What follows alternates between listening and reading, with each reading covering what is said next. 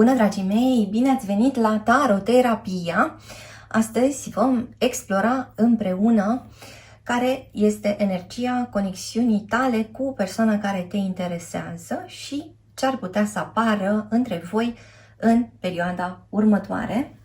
Ca de obicei, vă amintesc că avem aici o citire generală și că nu tot ceea ce auziți se aplică în fiecare caz. Vă invit să luați doar ceea ce rezonează. Este o citire fără timp, așadar este relevant momentul în care asculți acest mesaj, nu momentul în care a fost publicat.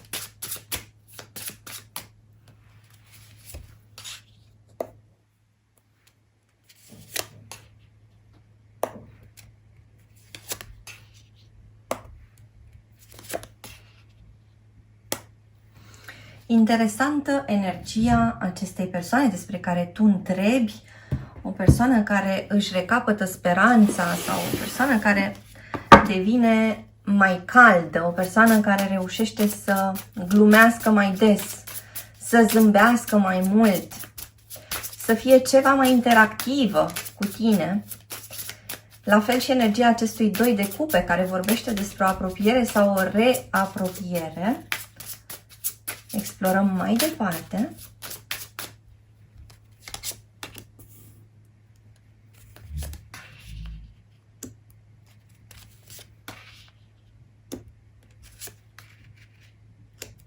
Impresia ta despre această persoană este că ar fi un singuratic sau o singuratică. O persoană care nu reușește să rămână prea mult într-un singur loc sau o persoană care nu are suficientă răbdare să stea într-o singură conexiune. Impresia ta despre această persoană este mai degrabă una întunecată și chiar vă rog să-mi spuneți cum rezonează. Este interesant că apar aici niște conexiuni care fie sunt formate recent, fie conexiuni care s-au format în urmă cu mai multă vreme, dar care au avut parte de ceva schimbări recente.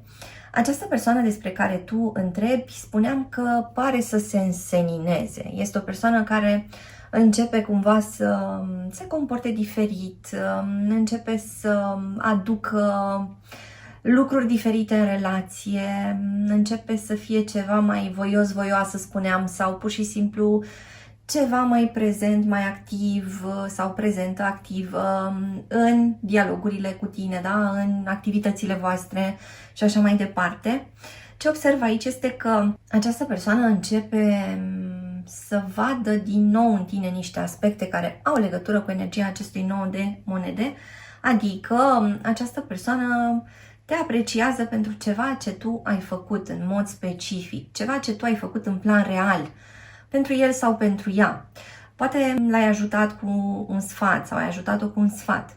Poate pur și simplu i-ai oferit ajutorul tău concret acolo unde ar fi avut nevoie. Poate mai simt de asemenea, ai ascultat ceva ce această persoană avea de descărcat cumva de pe suflet.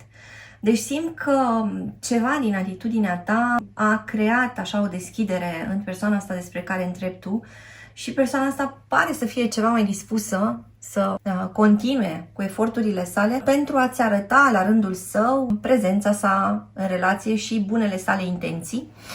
Ce mai văd aici este că aveți cumva o opțiune diferită voi, cei care ascultați, sau pur și simplu aveți un soi de plan B, un plan B la care v-ați gândit din ce în ce mai serios, probabil atunci când lucrurile nu au fost foarte grozave între tine și această persoană despre care întrebi.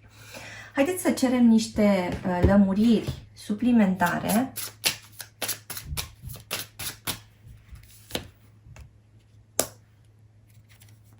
Iată, energia regelui de cupe. Parcă persoana asta s-a întors cumva acasă. Adică s-a întors în primul rând către sine însăși, de ca și cum a scăpat de niște blocaje, de ca și cum a reușit să se lupte și chiar să câștige contra bestiei interioare sau demonilor interiori, ceva ce frământa această persoană, fie s-a încheiat, fie este pe cale să se încheie. Această persoană are parte de un ajutor bun din exterior, mai simt, sau o rezoluție pozitivă și totodată acest lucru contribuie la deschiderea sa, la optimismul său crescând, da, la o modalitate ceva mai fină în care se raportează la tine, apropo de această arcană a forței aici. Această persoană care a crezut la un moment dat că totul era pierdut sau a crezut cumva că rămăsese singură și totuși ceva îngrijorări ale acestei persoane se dovedesc a fi nefondate, pe de o parte, iar de cealaltă parte, spuneam, ceva probleme încep să se rezolve. Această persoană începe să te facă tot mai mult parte la evenimentele din viața sa și dorește această apropiere, da? Acest doi de cupe care vorbește despre a vorbit din nou același limbaj, mai ales același limbaj emoțional, despre o posibilă împăcare, despre o armonizare, despre un moment în doi care este foarte plăcut pentru ambele persoane, despre reciprocitate, despre chimie, despre ne-am regăsit sau simt că mă îndrăgostesc sau mă reîndrăgostesc de tine. Sunt curioasă din nou cum rezonează cu voi această energie. Haideți să vedem mai departe.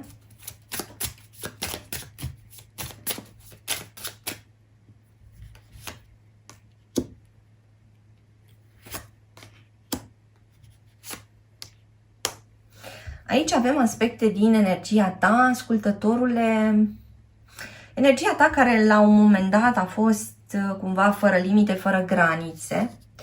Ceva ce tu ai pus pe masă prea mult sau poate câteodată te-ai dus către această persoană cu dorința de a-i fi alături, de a ajuta, de a sprijini și totuși făceai niște lucruri care nici măcar nu ți erau cerute.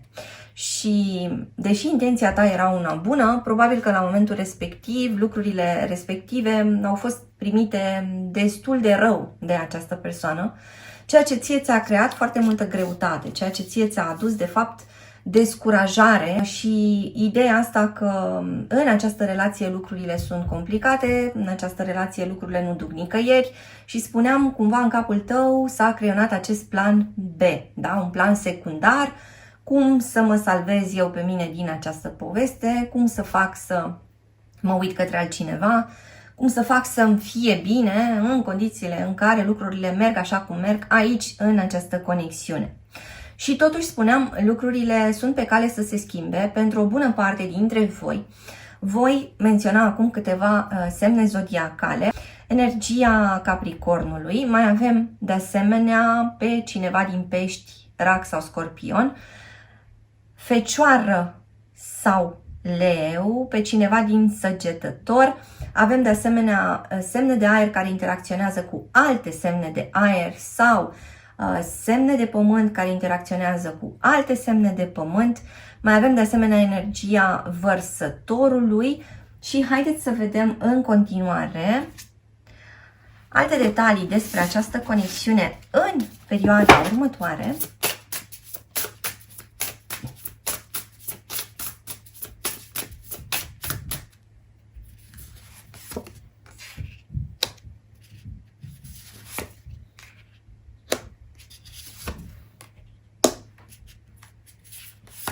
Avem aici și interacțiuni dintre semne de aer cu semne de pământ.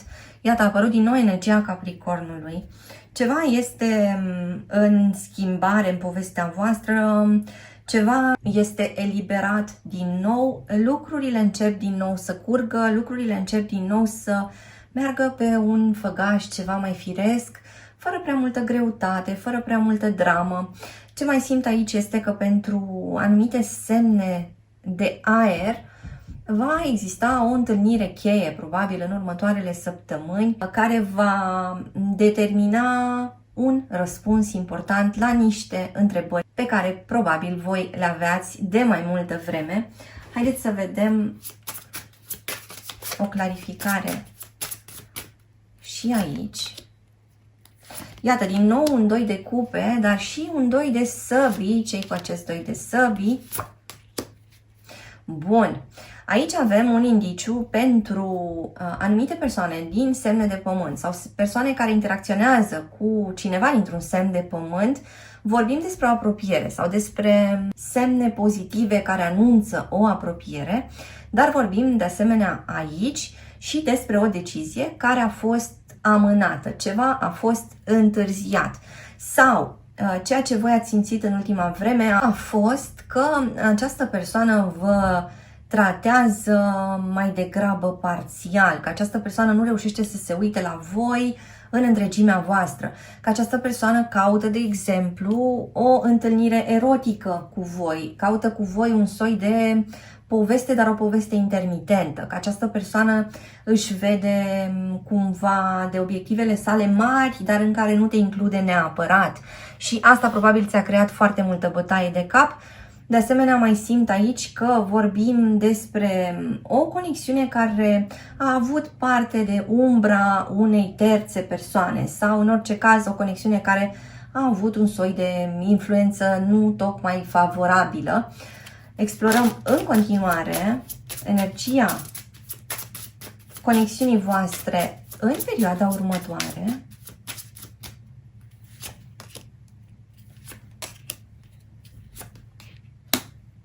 Cineva care s-a comportat ca un hoț în relație va recunoaște ceva. Adevărul iese la iveală. Cineva recunoaște că s-a comportat incorect, că a luat ceva prețios din această relație și a dus în altă parte sau că pur și simplu a dezinvestit din această relație din anumite motive pe care probabil că le va dezvălui. Și acest 6 de cupe vorbește de asemenea despre o încercare de împăcare, de pacificare, da? Două persoane care reușesc să vorbească sincer și atenție. În anumite cazuri aici se vorbește despre un parcurs lung al poveștii voastre, adică în anumite cazuri aici veți vorbi despre lucruri foarte serioase. Îți mulțumesc că ai fost cu mine astăzi, te aștept și data viitoare pentru citiri personalizate, meditații audio, cărți audio, cursuri de tarot. Te aștept pe site-ul www.taroterapia.ro. Abonează-te, dă un like și lasă un comentariu dacă ți-a plăcut acest video, iar până data viitoare să ai grijă de tine.